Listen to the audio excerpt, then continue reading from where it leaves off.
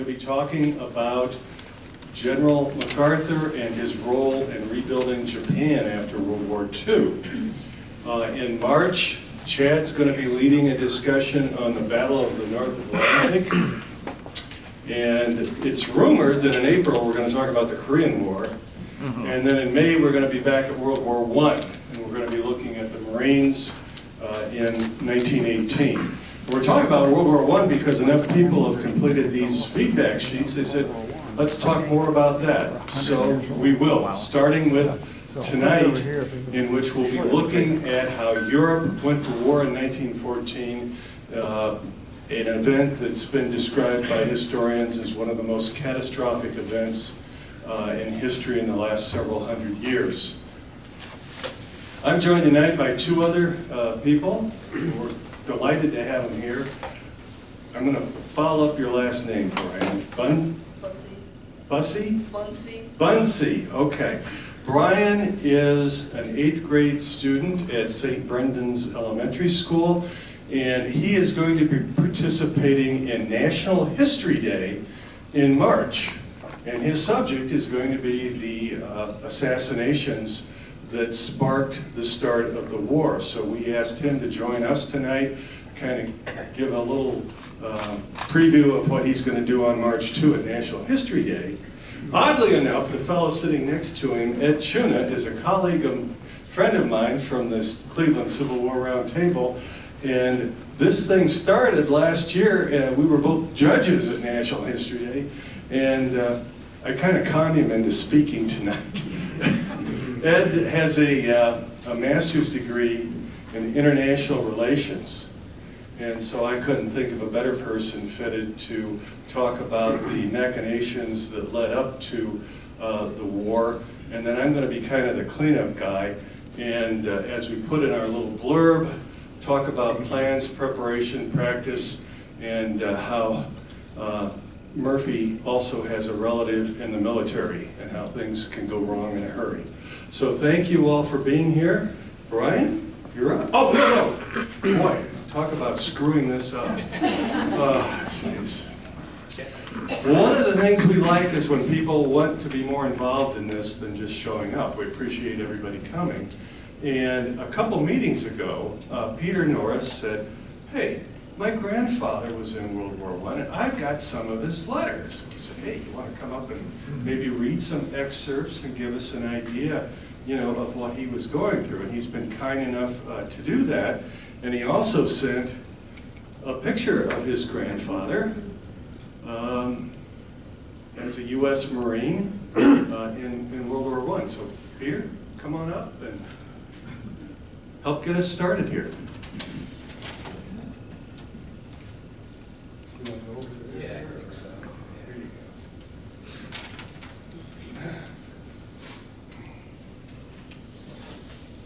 Well, hello everyone. Thanks for coming out so you can listen to me talk a little bit about my grandfather. That's him in his dress blues in Toledo, Ohio. Private Donald Clary Norris. Don was born December 1901, so that picture was taken he was 17 years old. A little closer to the mic. All right, how's this? He was writing letters from Europe to his girlfriend, my future grandmother, in Toledo. Irma was born in November of 1902. She was 16 years old. And if you want to put that into context, that's like a sophomore and junior in high school. I have a postcard he sent to Irma. There's military postcards if you want to contact someone. He sent a military postcard to Irma, and it states that he arrived safely in Europe August 30th, 1918. So there were about 2.5 months left in the war. But he was moving pretty quickly, I think. Don mentions that he went through France, Belgium, Luxembourg, and Germany. Some of the cities or towns he was near, I'm going to try to pronounce their names. I think one was Mettenduke, Luxembourg, Henri, and Arden, somewhere on the Rhine, and he stayed at a place called Stoning for several days. I don't know what countries those were, except for the Luxembourg. One letter that he sent to my grandmother mentions that he crossed the Meuse River, and that was just about the end of the war. And in his letters, he was definitely thinking about home.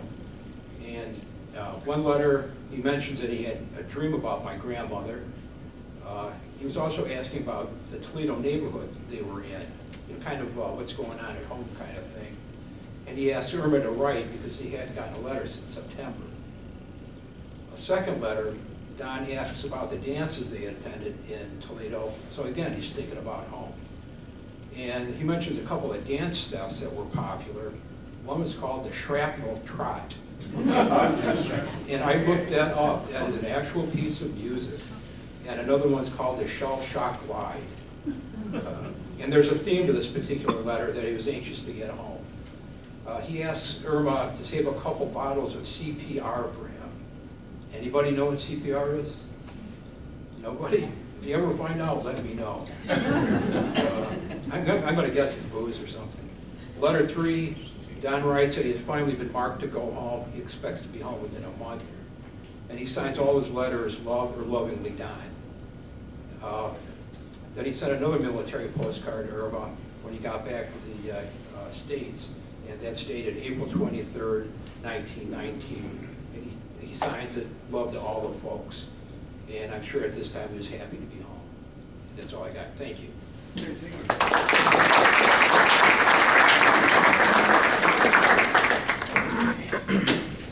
Thanks very much. And I want to just insert something. Yeah. I was wondering if they were censoring letters at that time. Yes. They were. Okay. We always talk about what we're going to be doing in the future. And if you see something you want to be involved with, let us know. Where's Chad? Yes. He's basically the contact guy. He's here at the library. If you ask for him, they will admit that they know him and contact you, okay? Or if you've got a topic that we haven't talked about yet. I just got an email from a gentleman that wanted to talk about the Polish Army in World War II. And we're going to schedule him into September. So please, you know, we're trying to get people involved, tell them stories, what have you. So that's enough of me talking. Brian, would you like to? Yeah, I can go up and give my presentation now. Yes. In here.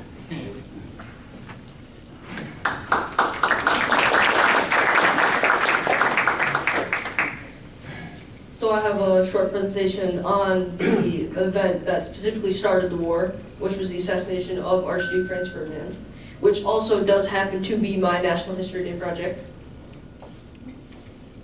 So we have an introduction. We'll talk about the lead up, what happened before this event, why did it happen, Franz Ferdinand, who was he and why was he killed, the Black Hand, which were his assassins, the reaction, which was what did the world think of this, what came of this, and then what it led to, the long overreaction of this event. So on June 28th, 1914, Franz Ferdinand, the heir to the Austro-Hungarian throne, was assassinated by a Serbian nationalist by the name of Gavrilo Princip. And the assassination would have lasting, devastating consequences.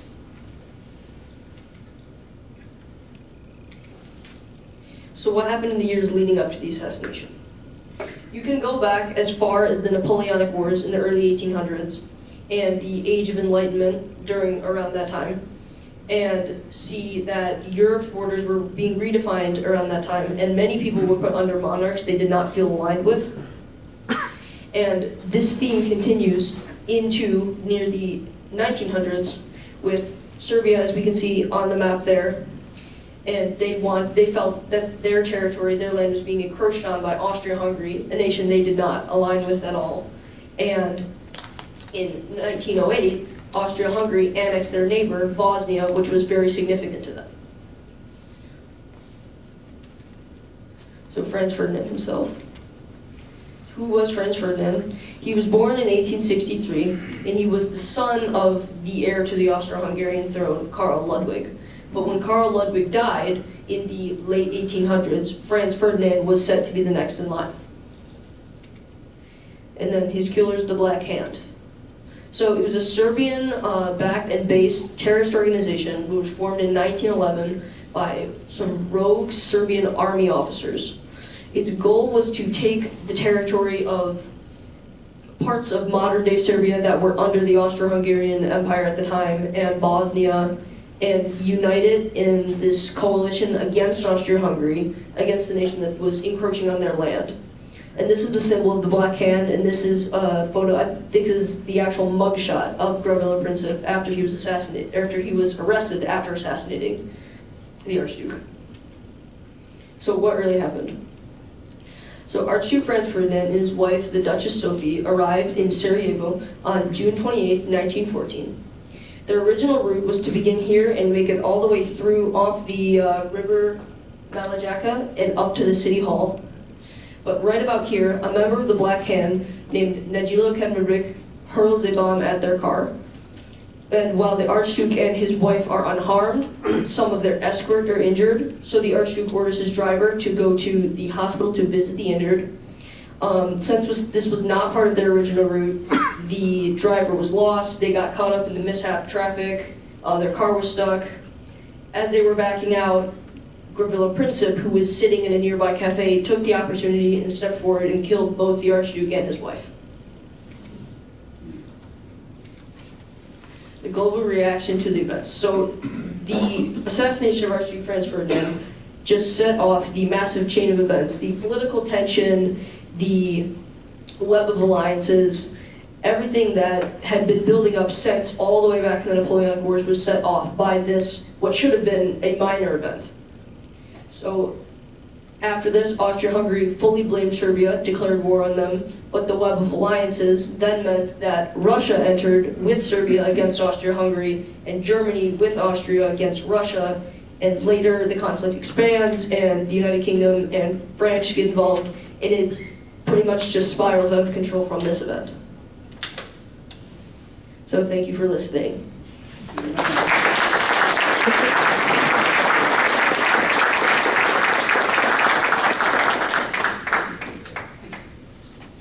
That was very good, Mike.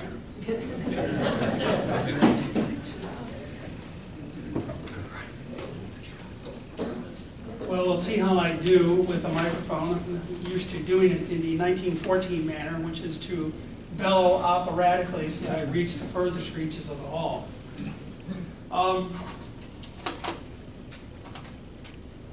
Mr. Buzzi just took us through the event that lit the fuse for the Great War. And before we launch into the actual outbreak of the war, I thought it would be good to take a brief high-level look at how the great powers of Europe coalesced into the opposing sides in a general war. So this is a story of the great powers, each attempting to navigate an increasingly complex set of relations between nations with individual, yet increasingly intertwined strategic imperatives and objectives. Each was trying to protect a series of vital interests that existed relative to those of the other great powers. Now, there's general agreement, I think, with scholars that there was nothing really inevitable about the Great War. If you ask statesmen of the great European powers, or indeed their general public, whether there was going to be the outbreak of a European war in the near future, they would have said no. And I need things to change. It's right there. Ah, top of the place.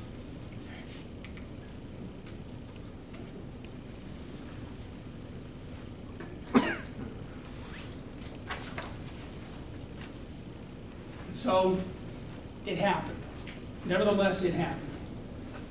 Those same statesmen, in the aftermath of the Great War, this horrendous conflict, sought justification by contending that their opponents operated rationally, with full knowledge, with malign intent, and ultimately drove Europe into a devastating conflict.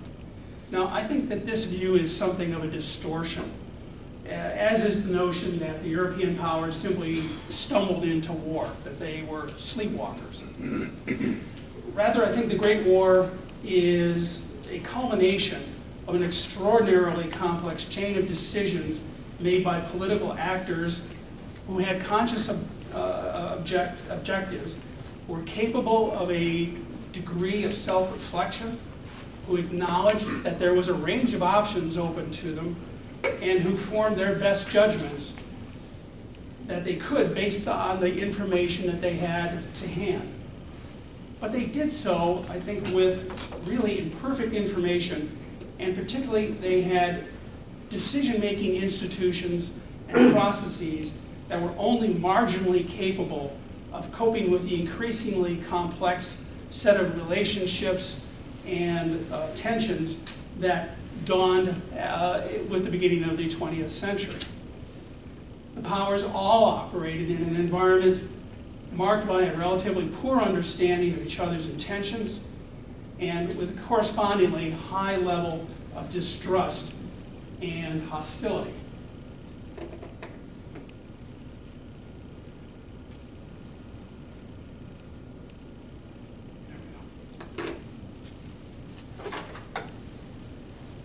And I think that this condition was in significant measure due to the decision-making structures in each of the great powers.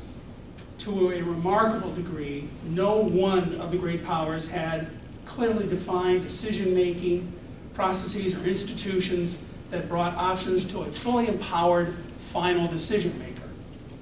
Now, Britain probably had the closest to a clear, empowered process.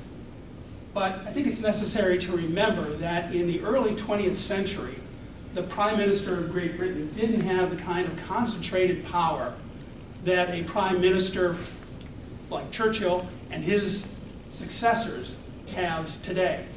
The government was still a true cabinet government where things were hashed out in a committee, and basically there was always doubt on the minds of the other great powers whether a foreign secretary like Sir Edward Grey was really making binding commitments when they didn't know, the other powers didn't know whether this was going to make it through the consensus of the cabinet.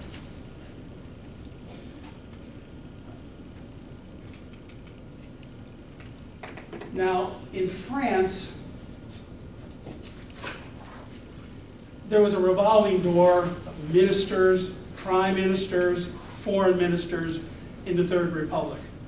I mean, it would be almost impossible to list the number of governments that rose and fell between the institution of the Third Republic in 1871 and 1914. I believe it was over 25 in that period of time. So what you ended up with then was an ongoing struggle between this revolving door of politicians and an entrenched set of senior functionaries in the foreign ministry, which was known as the Centrale, for dominance over foreign policy. And further, you could have a strong actor like Raymond Poincaré, the president of the Republic in the years immediately preceding the Great War, who could co-opt foreign policy by simply dominating a weak premier like René Viviani.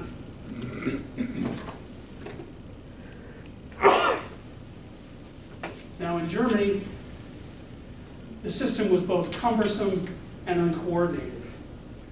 The German Constitution made the Kaiser the focal point for a set of disparate institutions: the government, the military, and the Reichstag.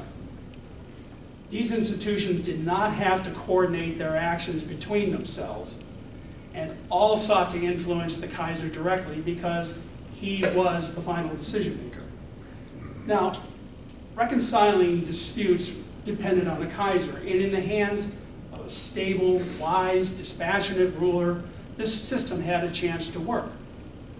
The first Kaiser of the empire, Friedrich William, his successor briefly, Friedrich III, probably could have managed that situation, but unfortunately, Wilhelm II possessed none of those attributes.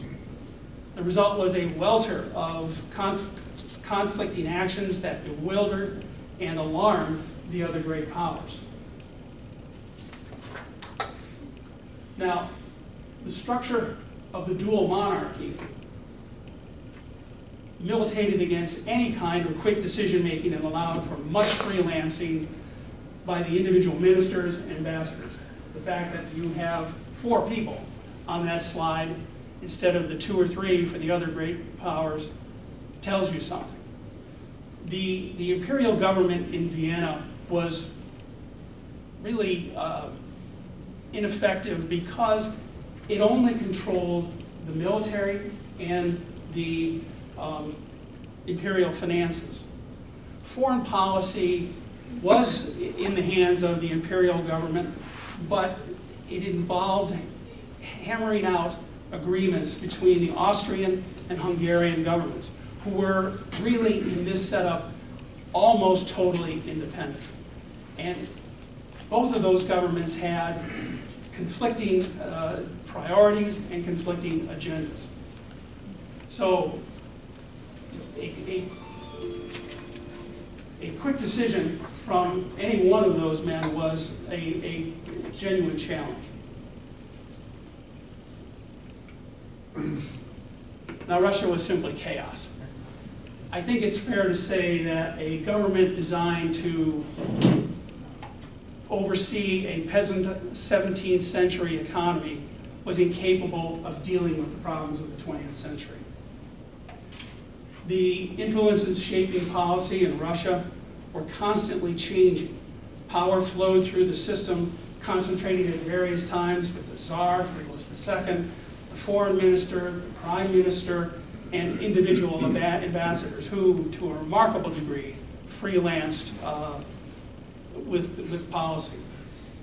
So the ebb and flow between these different power nodes resulted in a significant measure of frequent conflict between liberals seeking a more forward, aggressively pan-Slavic policy, and a conservative faction who was fully cognizant of Russia's disabilities, especially in the wake of the catastrophic defeat in 1905 at the hands of the Japanese.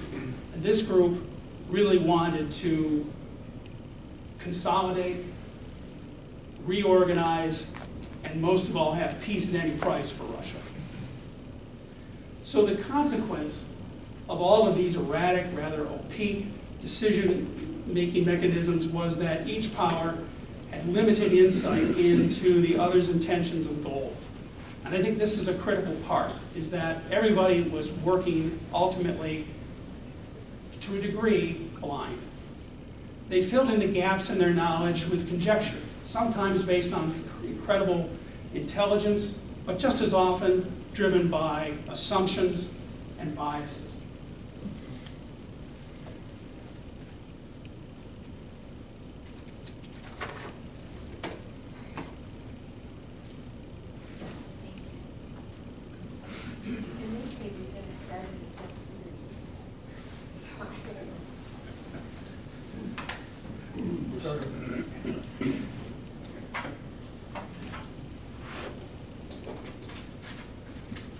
So, if we look at a diagram of the alliances among the great European powers in 1887, what you'd see is a multipolar system in which the bulk of the forces and interests balance one another in a precarious but reasonably effective way.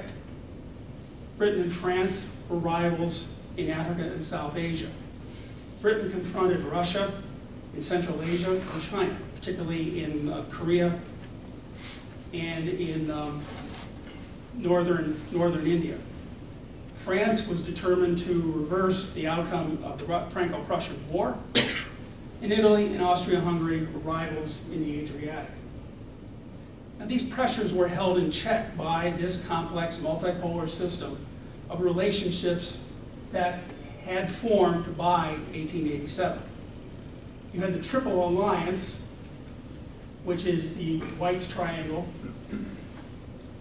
consisting of Germany, Austria-Hungary, and Italy.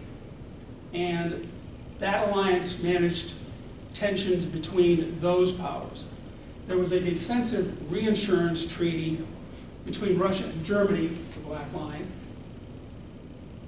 which deterred Russia and Germany from trying to solve their issues through war against another state by agreeing to be neutral in any war except a war where Germany attacked France or Russia attacked Austria-Hungary. This agreement also deterred France from allying with Russia against Germany. Now, Britain had less formal agreements with Austria-Hungary and Italy to keep France in check in the Mediterranean and Russia from overtly menacing the Turkish Straits, the Dardanelles.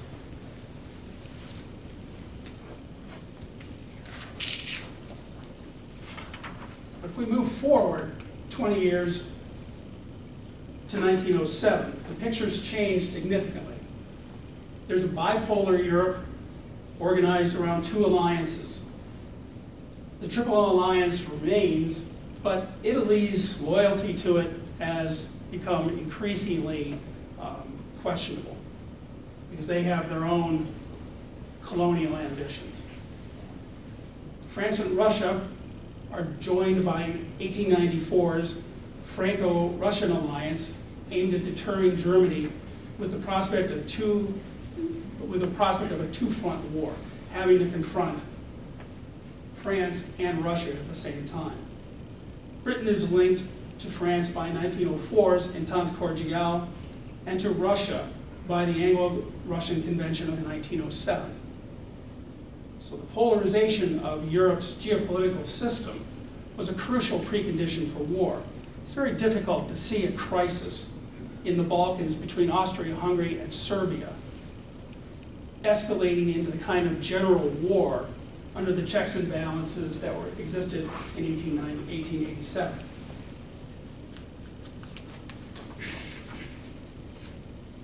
So to understand how this polarization came about, I think it's necessary to ask four questions.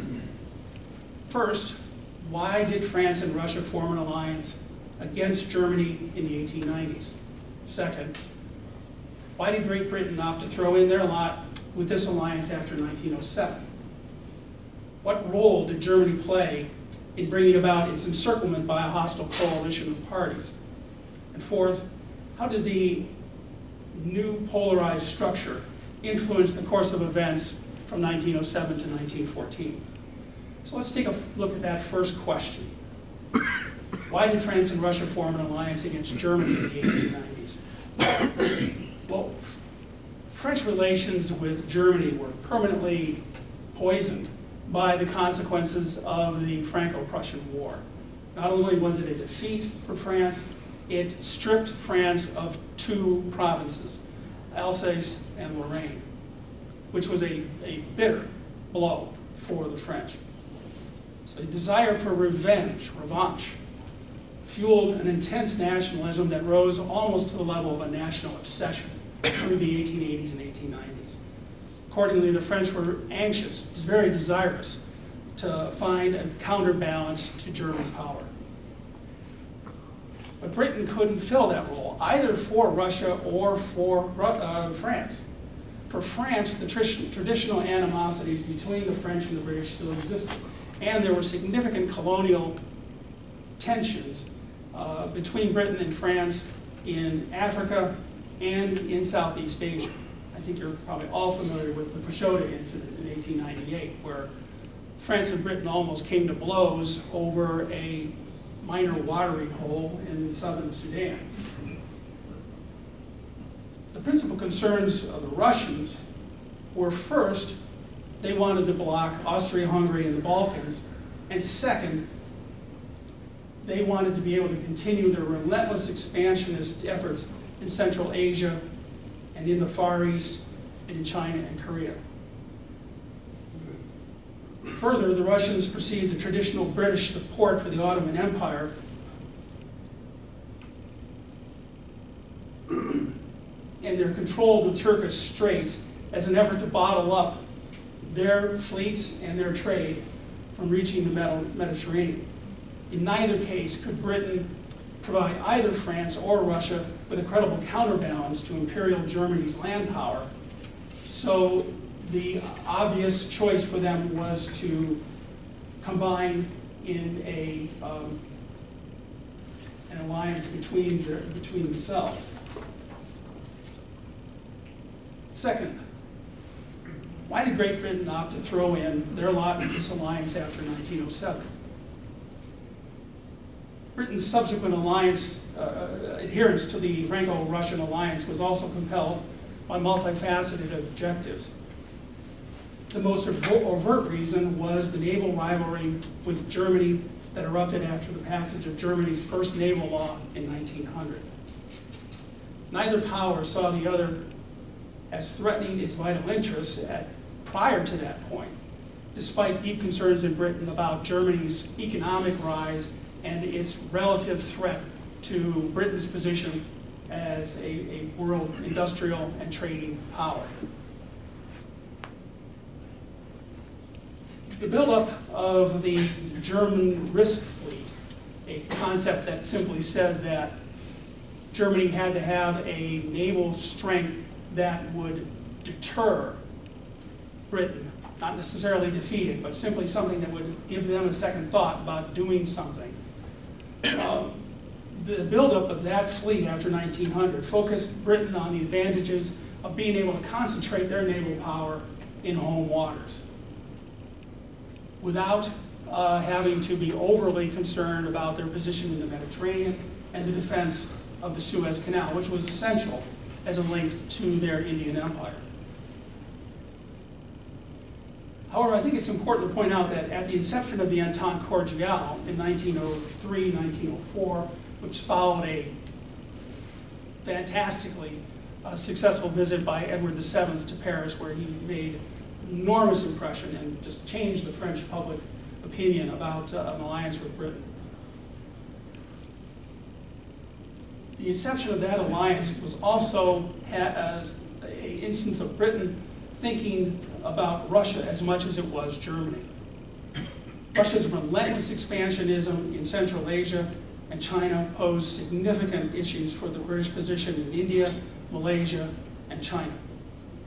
And after the 1905 defeat in the Russo-Japanese War, the Russians were really kind of deterred from making too many more moves in the Far East, and so their focus swung back toward the British positions in Central Asia, the area where you think of the Great Game, where Russia and Britain were contesting over what we now call the stands in those Central Asian countries that used to be part of the Soviet Union.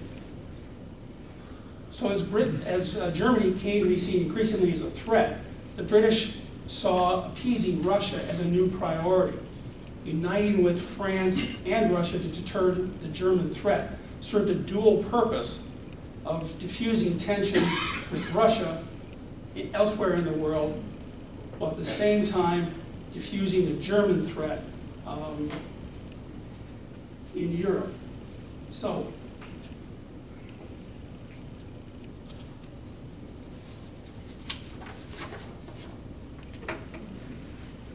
the third question, what role did Germany play in bringing about its own encirclement by a hostile coalition of powers? Well, I don't think there's any doubt that Germany, in significant measures, was the author of its own demise. They put themselves into the predicament that they found themselves in 1914. The erratic decision-making in Germany's system caused them to be blinded to the consequences of many of their actions. It was a kind of curious myopia that had them seeing only what was right in front of them.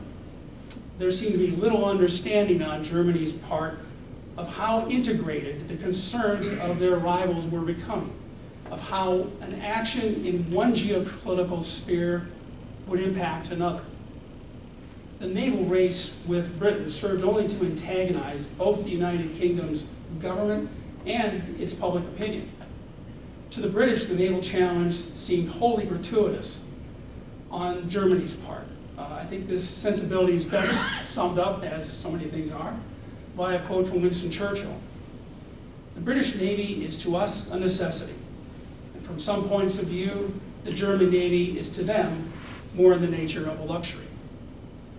So it was seen as an unnecessary challenge and a unnecessarily hostile act on the part of the German government from the perspective of Britain. confronting this challenge, in addition to the colonial and imperial challenges they were already having to deal with, provided a healthy incentive for the British to seek allies on the continent for the first time since the Napoleonic War.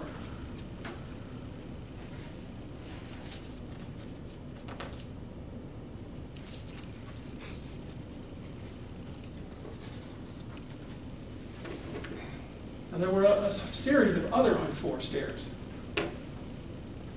on the part of Germany. The Agadir crisis of 1911 is another example of an unforced error. Germany's ham-handed attempt to coerce concessions from France in Morocco was really a cover for trying to coerce concessions in Asia, in China. This effort heightened France's already inflamed sensibilities, but the hyper-aggressive German stance also alarmed the British. It saw Germany as trying to acquire an Atlantic-facing port, Casablanca, for their expanding fleet. And I think this particularly illustrates the notion that people were working on conjecture as much as solid information. Germany really was not interested in an Atlantic-facing port, but British went from the information they had, the perspective that they had, and they in a sense filled in the blanks and felt that they were confronting an Atlantic threat from the German fleet. Now, a collateral effect of both France and Germany's action in North Africa was to allow Italy to legitimize its lust for control of Libya. And they opened an attack on that Ottoman territory in the fall of 1911.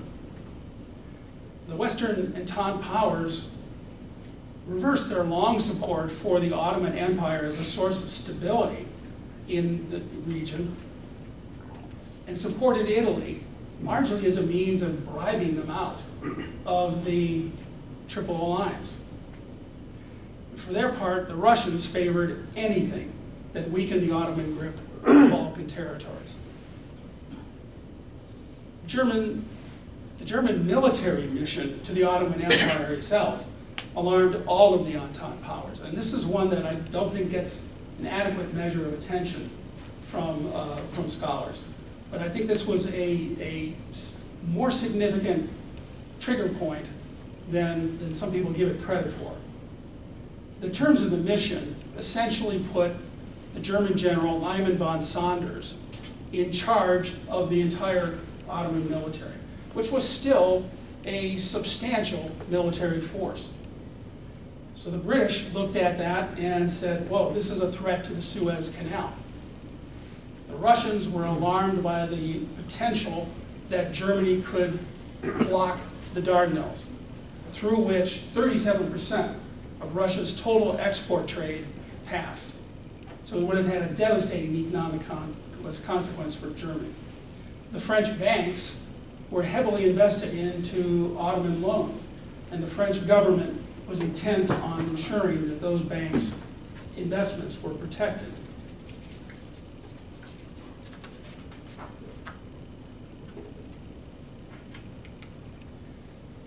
So, the stage is set.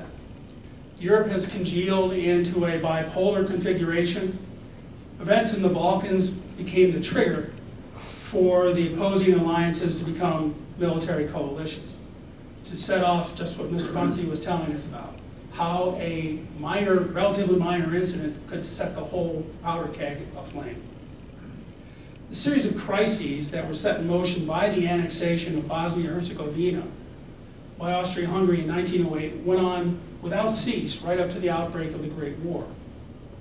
Now, the annexation of Bosnia-Herzegovina was not quite as bold as some people think. It wasn't a land grab. The Serbians perceived it to be a grab, not of Serbian territory, but territory that they felt was going to be, prospectively going to be, part of a greater Serbia. But the Ottomans had been, or the Austro-Hungarians had been ruling Bosnia-Herzegovina for many, many years, decades before that point. They had been the government, they had been the source of stability, and annexation to the Austro-Hungarians made perfect sense. But this series of crises led up to the First Balkan War of 1912, with Serbia and Bulgaria successfully seeking to drive the Ottomans out of their remaining European possessions. And this was followed by a second Balkan War, just a matter of months later, in which the two victors, Serbia and Bulgaria, fought it out over the spoils of the previous war. And these wars weren't checked in any way by the Entente powers, as they were willing to see their proxies entangle Austria-Hungary and Germany. The unintended consequence, however, was that the Balkan proxies proved hard to control, especially the Serbians, as they sought to exploit Ottoman weaknesses for their own nationalist ends. Russia especially found itself tied to a series of demanding clients who they could neither abandon or restrain. By December 1912, the succession of crises had forced the battle lines to be drawn. The Germans concluded, in essence, that they had to fight soon or find themselves at a significant military disadvantage. The German General Staff was telling the Kaiser that if they didn't come to some kind of decision with France and with Russia by 1918, it would be impossible for Germany to win the war. So they were in a fight now frame of mind. Fight now or don't fight at all. So despite the fact that the Germans had few vital interests in the Balkans, they felt it imperative to support their only friends, the dual monarchy, as the crisis unfolded. And the Austro-Hungarians, for their part, felt that they needed to quickly and decisively settle the Balkan possessions because they were being kept in a state of constant turmoil by the Serbian terrorism. That's really the only word for it. So the Austrians, especially their chief of staff, Conrad von Hetzendorf, were intent on settling. Well, I think the exact expression was settling the hash of the Serbians now. So you have Germany bound to their only friends who are desperate to settle with the Serbian threat. Russia felt bound to support their Balkan allies out of a combination of pan-Slavic nationalism and a desire to establish the Balkan states as a Russian sphere of influence. The Western allies wanted to keep Russia on their side in service of their own strategic needs in Europe and their imperial ambitions elsewhere. So everybody was ready to protect interests that were increasingly seen by each power as being ever more imperative and ever more requiring of solution now.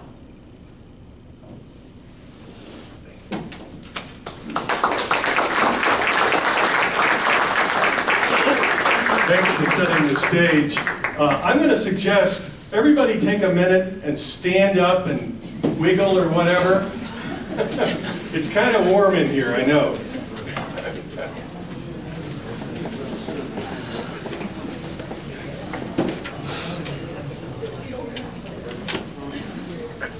I appreciate the fine job everybody did in setting me up.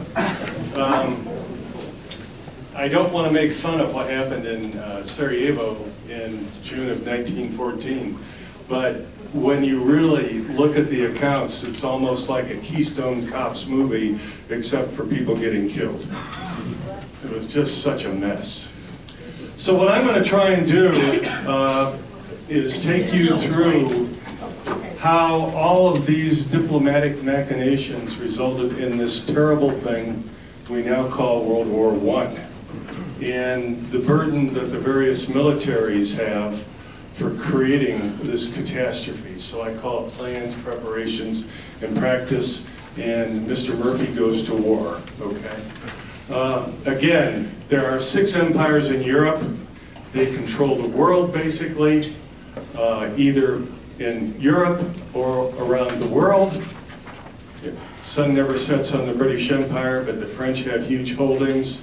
And we heard from Ed about the machinations of the Russians and the Germans trying to get a few scraps here and there. And basically, Europe is a pretty neat place in 1914.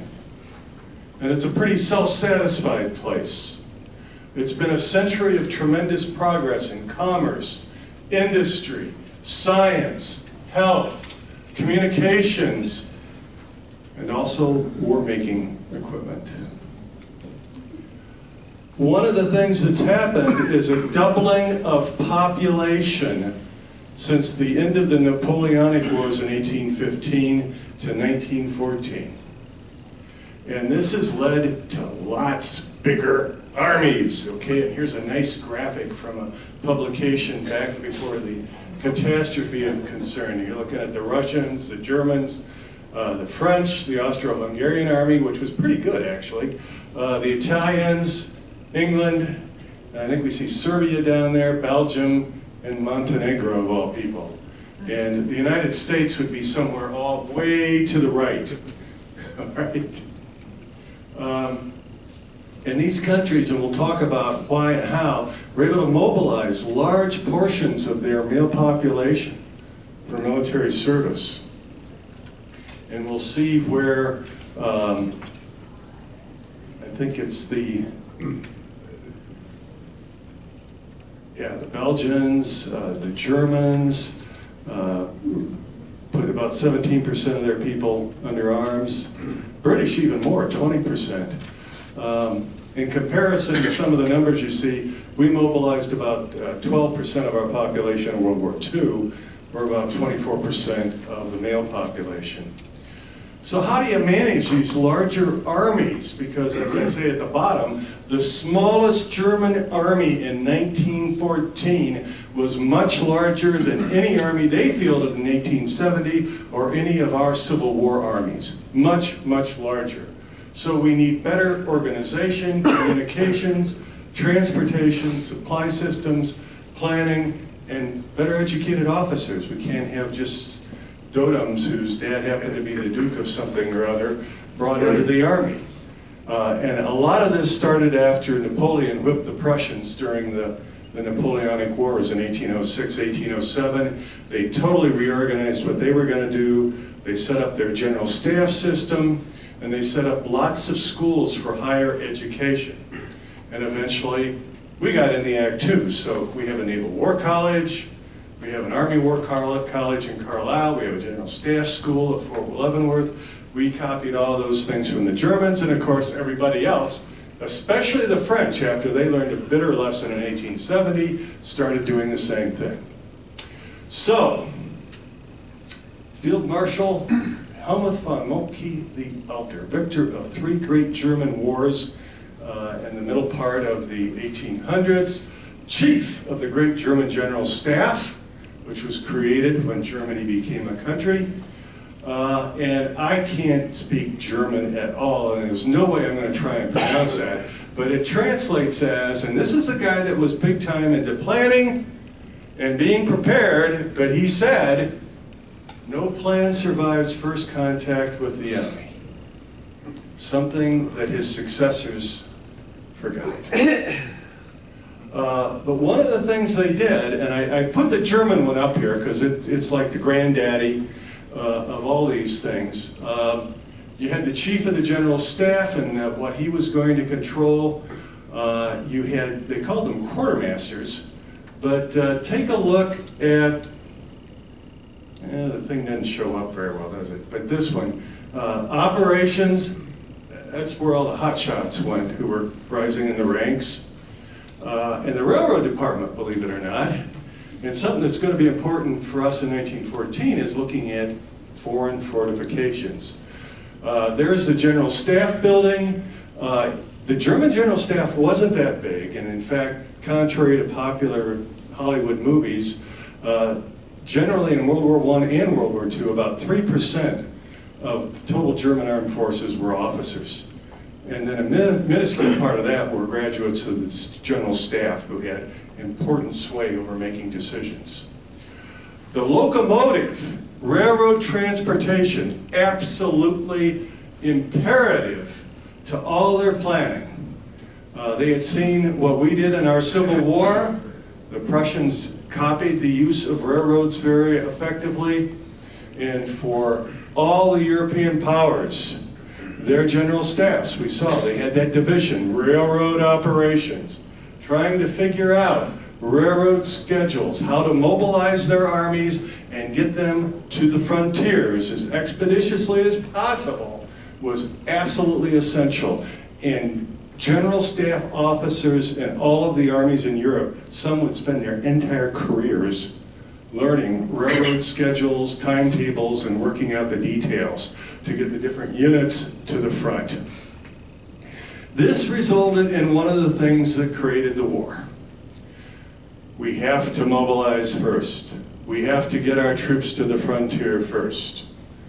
Marshal Joffre of France told his president that every day they delayed would cost France 15 to 20 kilometers of sacred French territory. And they all felt that way. So who mobilized first had this tremendous advantage, and the generals basically, in my opinion, did a con job on the civilian leaders and told them, we gotta mobilize now or we're gonna lose. And it turns out, nah, not really.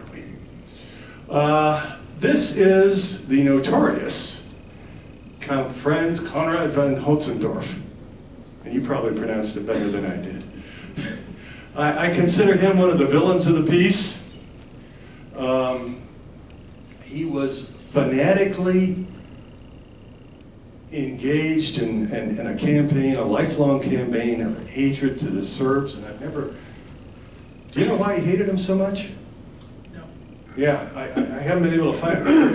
Every historian I read says he just hated them, wanted to demolish them, and he convinced his emperor, prime minister, and Khan the Kaiser into the same deal, that they had to go attack him.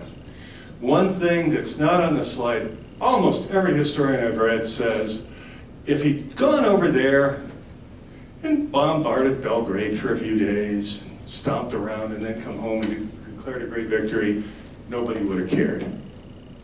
But he was kind of a chicken and a weasel, in my opinion, to use the vernacular. So he didn't want to go to war with Serbia unless he knew he had Germany behind him.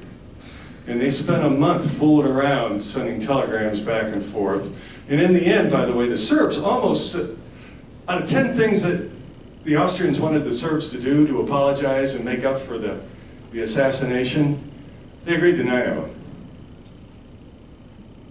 You know, but this guy didn't want to take yes for an answer. Okay, so we've got these guys pushed into a war. Fortunately for Franz Joseph of Austria, he'll die before the war ends. Tsar Nicholas II of Russia will be killed towards the end of the festivities, I guess. I put this up because I thought for us Americans it would give us an idea of how big all this is. So here's the United States, and over here, this is the Western Front, okay, France and Belgium, and then over here is the Eastern Front, which was much, much larger. So you can see the Central Powers, as they came to be called, basically from the Mississippi to maybe to Salt Lake City, okay? Here's another way of looking at it, and this is the Eastern Front. And we're going to talk just for a couple of minutes about what happens there and then move on to the real tragedy. And we're going to see a German victory at Tannenberg, a Russian victory in Galicia, and we don't even have these guys on the board. But basically the Austrians are going to invade Serbia with a couple of armies. And the Austrians are going to invade there. The Russians are going to invade Austria-Hungary and Galicia, which is now part of Poland. And the Russians are also going to help the French out by invading East Prussia, where there's one German army. The Austrians get off to a wonderful start, and they immediately start killing civilians for alleged terrorist-type activity. So here's a picture of that. The Germans are going to do the same thing. But what happens is they get beat. And all the Austrian forces are back in Austria by like the end of September. Now, there's a lot that goes on the Eastern Front. We're not going to talk about it today. But we do have, Hoffman's picture didn't come through. Anyways, we got the Battle of Tannenberg, and a fellow named Colonel Max Hoffman. Remember those operations officers on the general staff? He's on the general staff of the German 8th Army in East Prussia. And things start to go south for the Germans rather early, because the Russians do have two big armies closing in on them. But Hoffman comes up with a brilliant plan to deal with one and then destroy the other. And just in time, Ludendorff and Hindenburg, Ludendorff rises from obscurity because he helps capture the city of Liege. We'll talk about that. And he's teamed up with a retired general named von Hindenburg. So they go out, they see Hoffman's plan, they say, this is good, let's do it. And what happens is they retreat in the north there, and they're going to come down and attack the Russian Second Army, and totally defeat it. They're going to surround it and take maybe 150,000 prisoners. Okay? And this is just a wonderful thing, and it really verifies the German way of war, which is to be short and lively wars, lots of movement, ferocious attacks. Let's get this over in a hurry because we don't have a lot of room to work with if we're in Central Europe. So this is great. And we'll talk about Cannae because they do what we call a double envelopment, okay, and surround him. Okay, so that's a quick look at the fun and games on the Eastern Front. Let's see where the real tragedies occur on the Western Front. And we're going to look at the Schlieffen Plan, a German plan, and how the ghost of Hannibal influenced it. Does anybody here remember Victor Mature? If you're my age, come on, guys. All right. You remember he was in a movie back in the 50s and he played Hannibal of Carthage, okay? I got some people saying, yeah, all right, great. Well, here's the deal. Victor in the movie kind of says it all because he's talking to his generals. We're going to set the Romans up for a big defeat, and here's how we're going to do it. We're going to sucker them into attacking our center, and then they're at this dinner table with all these wine goblets, and then he says, we're going to go out and just scoop them all in and get them. Well, it actually worked in 216 BC. Hannibal killed about 50,000 Romans, destroyed an entire army. And it became an obsession with the Germans to replicate this as time went on. So they went, and Schlieffen actually wrote a book about Cannae. Okay, this is Field Marshal Graf Alfred von Schlieffen, chief of the German General Staff from 1891 to 1906. He fought in the Franco-Prussian War, but then he came up through the General Staff in their history department. This is what happens when you let historians run things, right? And he looked and looked and looked, and he was responding to the things that Ed talked about. He said, we're going to have a two-front war, and that's a nightmare. What do? Well, he says, we need to knock out France first. The Russians are going to take too long to mobilize, and when we look at Napoleon going into Russia, it's just like, you're punching a pillow and it just keeps falling back, and we've got to go and knock out France, and it'll be decisive, because that'll take the British out too if we knock out France. The problem is, and he recognized this, and if you come up afterwards, I'll show you this map of one of the war games I've played in the past. France was basically a giant fort. The French frontier had fortresses and fortifications that went back to the time of Louis XIV and had been constantly modernized.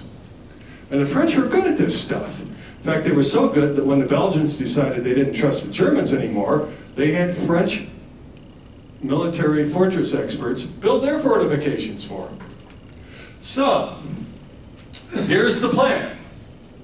And I try to keep this real simple, so we're doing highlights here and not getting too tied down with stuff. But the Germans are going to mass 7 armies to take out France.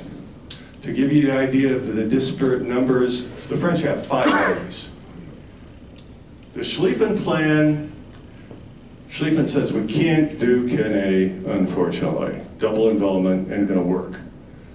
But we can do a giant flanking maneuver to take out the French army. And what we're gonna do is send the first army, this is very creative because this is the first, this is the second, this is the third, okay? And they are gonna march all the way along the coast here. Oh yeah, we have this little problem, we're gonna go through Belgium, but who cares? And swing down this way. The second army is gonna swing down around Paris. We're gonna go in here with the third army, across the Aisne River, the fourth and the fifth. And then they've got 2 other armies that are dug in here to defend their conquest of Alsace-Lorraine, okay? And his dying words, keep the right wing strong, okay? This guy spent his whole life figuring out how to do this. Train schedules, road schedules. And he'd work till midnight. And then for fun, when he wanted to relax, he'd read military history to his daughters. Okay, so what are we talking about here? Well, first of all, mobilizing and getting the troops to the railroad. Now, we'll talk more about what a corps is, but it's the basic maneuver unit for 1914. It's about 45,000 men. So what do you need to do? You need 280 train engines, 12,000 cars, 170 for the officers, everybody else goes in freight wagons. You got 2,960 horses to move. You got flat cars for artillery. You got to carry food and ammunition. And there are 42 corps in the German army in 1942 that you got to move. So that's 11,000 trains and 460,000 railroad cars. Once you get rolling, and this is an actual picture of the last German fall maneuvers in 1913, you're going to march. You're going to move the same way Napoleon's army moved.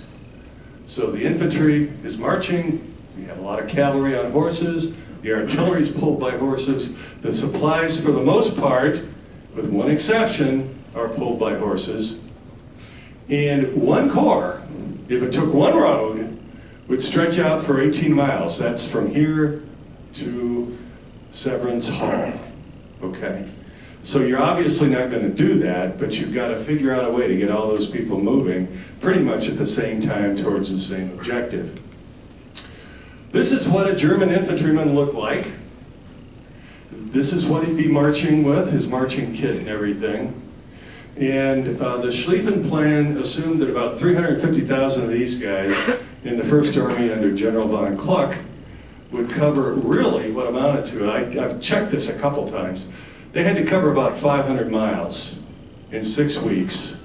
They'd be fighting along the way, and then they had to be ready to finish off the French in this giant encirclement battle. The guy who was actually charged with doing this was the nephew of the first von Moltke we saw. They called him the Younger. And he was German Chief of Staff from 1906 to 1914. And yes, that 1914 expiration date should tell you something, okay? So we had all these machinations going on. All these treaties. And it looks like Germany is going to at least have to go to war with Russia to support their buddies in Austria-Hungary. But the Kaiser, you know, he's looking at everything and he says, wait a minute. Don't we have a plan B? Can't we just attack the Russians? Instead of doing this thing where we got to go through Belgium, which means probably the British are going to come in and all that.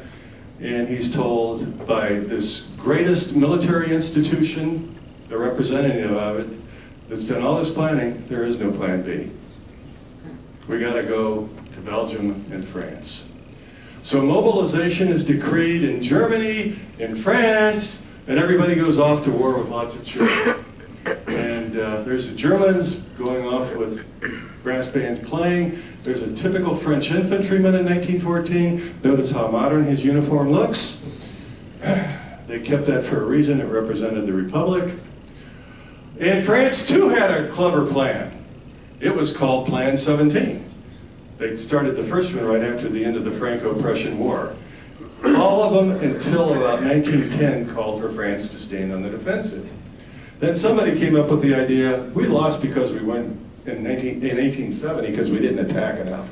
So the French come up with a plan to attack in Alsace-Lorraine. And they put 4 of their 5 armies there to attack and regain their territory. And the Germans have been building fortifications, just like they have.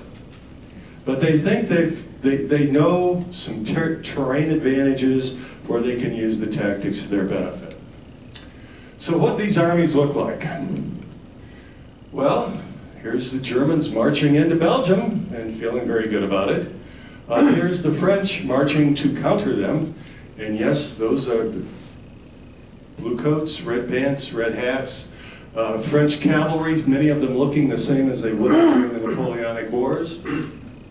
And here's the Brits, with the Scottish regiments still in kilts, but the typical English infantryman actually kitted out in a pretty intelligent manner based on the lessons they learned during the Boer Wars, where they basically got their heads handed to them a few times. And the Belgians, lest we forget them.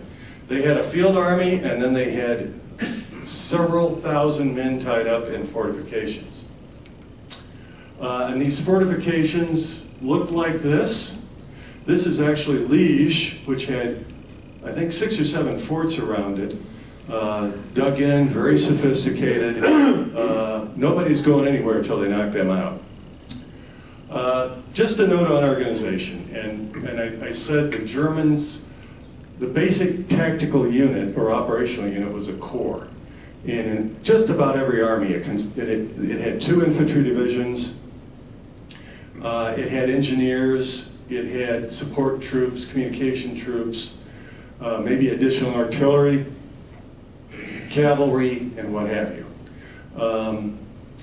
This would add up to about 45,000 men.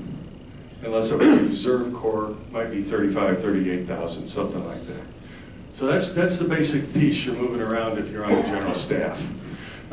Infantry regiments, and something I should have pointed out here, the Germans had more machine guns and they had them down at lower levels for quicker tactical responses than anybody else. Okay.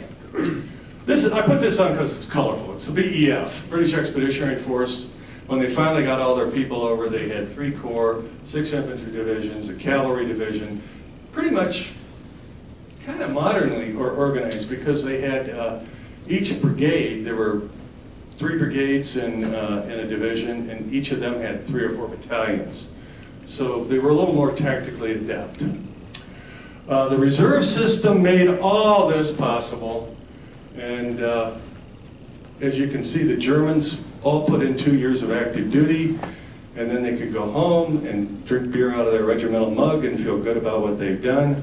But they were on call for several years after that, and the French followed them, but the Germans decided to make more robust and aggressive use of their reserve units. So they had more men at the front than the French expected them to. After the first couple of weeks, the French started bringing their reserves up too, using them like frontline troops. We'll take a quick look at weapons. Artillery, we're going to talk about the French 75, not the cocktail, the one that Harry Truman used, and then some of the rest of these. The French had been leaders in creating modern artillery, the French 75 millimeter. They had over 4,000. They can shoot 40 rounds a minute of a 13-pound shell that was either high explosive or shrapnel. Anybody know what shrapnel is? What? Yell. Yeah, it blows up in the air and then lots of fun little metal parts come in and tear you apart. The Germans had their answer in the 77 millimeter gun, which was almost as good. But they also had more heavy artillery that was dispersed down at the division and corps level that was going to be able to knock out French artillery if they could find it. And the British followed the German advance. Machine guns. Germans used a version of the Maxim. It was very heavy, weighed 130 pounds, but it was reliable, good rate of fire. The British had the Vickers, which was an improvement, a lot lighter, more mobile, just as deadly, just as reliable. And the French had their Hotchkiss, which was air-cooled instead of water-cooled, a lot lighter. But as you can see, our little guys here, they're loading strips of 25 bullets apiece in. So it had a rate of fire that was about a third of the Vickers. Rifles, the French again were leaders. The Lebel that came out in 1886 was the first bolt-action rifle that could use smokeless powder. The Germans followed by upgrading their Mausers, the 1898 version, considered one of the greatest firearms in history. It was so good that we were building it under the name of the U.S. Springfield 03. And U.S. Army, when the war broke out in 1914, was being sued by Mauser for patent violations. But the creme de la creme was probably the British Lee Enfield. It could hold 10-round magazine, again, and the British infantry was trained to fire 20 aimed rounds a minute. Combat effectiveness, the Germans basically have an advantage, and this is a summary of a number of books that have really looked at this very seriously. And basically, a German active corps probably was 15% more combat effective than a similar French corps, even though they were same size. And that was based on how they were organized, how they used artillery and machine guns, training, and doctrine about how to do things. The British, though, were maybe 15% better than the typical German, but there just weren't that many of them. Here's another look at the lineup, the various German armies, and I've got their strength here versus the French. The BEF, the British, are coming in Belgium. There's about 250,000 altogether. But the Belgians have about 185,000 men they're going to mobilize, about 100 to 150 in their field army, and the rest of their guys are dug in these fortress cities. So, we have the Battle of Frontiers, August 6th to 31st. And we've got lots of funky little lines here, but basically the French attack, the Germans attack into Belgium and are wheeling through. The French attack, and this is a painting, I put it in because it was colorful, but that's about the way they attacked. And the Germans were very happy to get their machine guns set up and mow them down. And in fact, the French will lose 300,000 men in August. 300,000. 75,000 dead. And a lot of these are their best troops. Yeah? Well, the French had this belief in the general staff that with Elan, E-L-A-N. Yeah, you said that real well. Elan, yeah. They thought that they could, kind of like the Japanese Banzai attack, that, you know, they were overcorrecting for 1870. They were too cautious. And now we're going to be out there attacking. And this was the result. They get chopped up. So, what happens? Well, the Germans counterattack because that's their doctrine. So what happens? Well, the French 75s, remember, firing 40 rounds a minute. And this is what they're shooting at. Okay? That's how the Germans are advancing. So it's a bloodfest in the first month. But the Germans are advancing with their Schlieffen plan. And will it work? And where's their advance coming? The French don't really know all this at this point. So as I said, Ludendorff, before he went east and became famous, helped in the siege of Liège in Belgium, which they had to take. And just here's some scenes of the fighting in Belgium. There's the Belgian army. There's some of the big guns the Germans brought in. In fact, they borrowed some from the Austrians. And that's what their forts looked like after they bombarded them for a few days. And then the Germans, too, were rather petulant about the fact that the Belgians didn't seem to think it was a good idea for them to march through their country unimpeded. So if Germans were being shot at and they weren't sure if they were actually uniformed Belgian soldiers, they'd round up civilians and shoot them, as you see here. Okay, so The French cavalry is trying to find out where the Germans are. The Germans attack. This is the last time we're seeing cavalry battles, okay? They are actually fighting each other on horseback. And here's one of the famous scenes of these fights. This is overview time, folks. The French have an advantage, believe it or not. They use aerial reconnaissance much more effectively than the Germans do in conjunction with their cavalry. And they've got some decent recon planes. But Joffre realizes he's beaten and he's in trouble. And that's Joffre over there. And he gets the BEF involved. And just to make this fun, the commander of the BEF is named French. Okay, Sir John French. He's a field marshal. I think he did well in the Boer War, but he doesn't like the French. He doesn't want to be there. He doesn't speak French, and yet he's in charge of the BEF, which is supposed to support the French flank. Okay, so Joffre starts to transfer troops from Alsace-Lorraine, where they've been beat up towards Paris. He gets the reserves moving to Paris. He starts to listen to other people, and he tries to coordinate with French and the BEF to support the French Fifth Army, which is on their left flank. The BEF gets there. They have a huge cavalry division, and they use it probably more effectively than anybody else. They use it as mounted infantry. BEF first goes into action on August 23 at Mons, and basically stops the Germans cold. They attack in those formations that we looked at before, and they think they're under machine gun fire. And it's British riflemen doing their 20 aim shots a minute. They inflict huge casualties on them. But there are a lot more Germans, and they keep coming, so the British have to retreat. And there is really, really fierce fighting all along the line here. I've got two stories that I thought were kind of neat. Prince Eitel Friedrich, who's the second son of the Kaiser, is commanding a Prussian Guards unit. And during these battles at one time, they start to give way. He grabs a drum from a drummer and beats the rally call on it and leads his men in a counterattack. At the same time, French General Franchet d'Espèrey leads his corps in a counterattack, gets on his horse, pulls out his saber and says, "Follow me." And one of the guys that follow him is a brigadier general named Philippe Pétain, who we'll hear more about later probably. Joffre keeps calm. And there are a couple unsung heroes that I want to just touch on. One is General Lanrezac, who commanded the Fifth Army. He almost got trapped at Namur by the German Second and Third Army, and they could have done their Cannae thing then, and he kind of tiptoed out at the last minute. And he did a good job of keeping the Germans from totally outflanking him. He did everything but shoot off a flare in Joffre's office to say, the Germans are on our flank and we're going to get it. His reward for all this, of course, is to be fired right before the Battle of the Marne. And then General Joseph Gallieni, who's the commander of the Paris garrison, and he gets Joffre to really listen to him, and they start to build up a counterattack force based on Paris.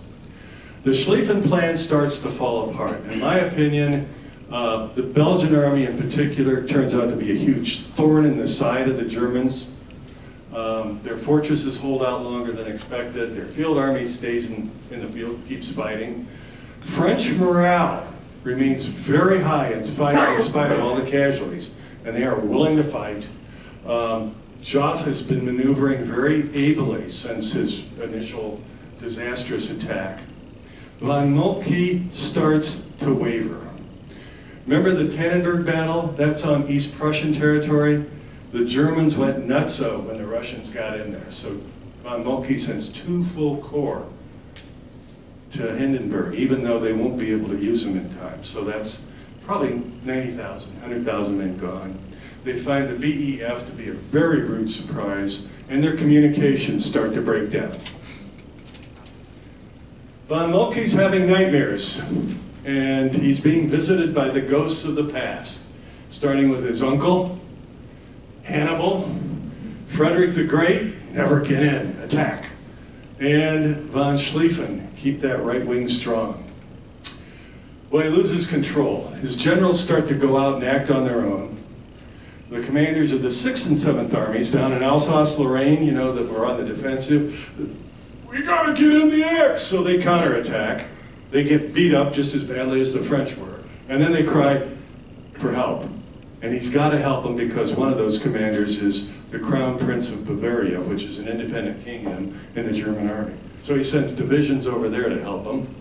And then the two guys on the right, von Kluck and von Bülow, they stop talking to each other and kind of go off doing their own thing. And instead of sending reserves to take care of the Belgians, he sends first-line troops. Then he sends more reinforcements to the Eastern Front because the Austrians are in trouble. And then von Kluck takes the First Army away from the planned path and is driving the wrong way on a one-way road at this point. Joffre reorganizes, attacks. We have a whole new army west of Paris. We have another army a little bit east under a fellow we'll hear about later named General Foch. And he convinces the BEF commander, John French, to join in the counterattack. And then Gallieni, in a famous move, sends the rest of the Paris garrison in taxis to the front to join the attack on the Marne. The French attack, the BEF walk into the gap between the two German armies. And I've got a couple of these to show you. Here's where von Kluck should have been, down here on the other side of Paris. And instead he's up here, so the French can counterattack into his flank. He's left a gap between his army and the Second Army, and the British, along with some French troops from the Fifth Army, are going into the gap. And then the French have two more armies attacking the Second Army on its other flank. This is not good. Here's a better way of looking at it. Here's the French forces around Paris, the BEF, the French 5th and 6th Armies. So, interesting thing happens. Von Moltke sends a lieutenant colonel from his staff to visit the armies and report back. The lieutenant colonel finds a 15-mile gap between the 1st and 2nd Armies. It's being defended by a German cavalry corps of about 10,000 men, and that's what about 90,000 British are trying to break through. And he says, well, I think you should retreat. I'll tell von Moltke, but you need to retreat. And so the Battle of the Marne ends not in a total annihilation of the Germans. They get away. They get back north of the Aisne River. And then we have, to finish out 1914, what we call the Race to the Sea, where they're constantly maneuvering, and then they end up at the English Channel, and the tragedy of trench warfare begins. Quick victories lost for all. Imperial Germany is doomed. The Russian and Austrian empires fall.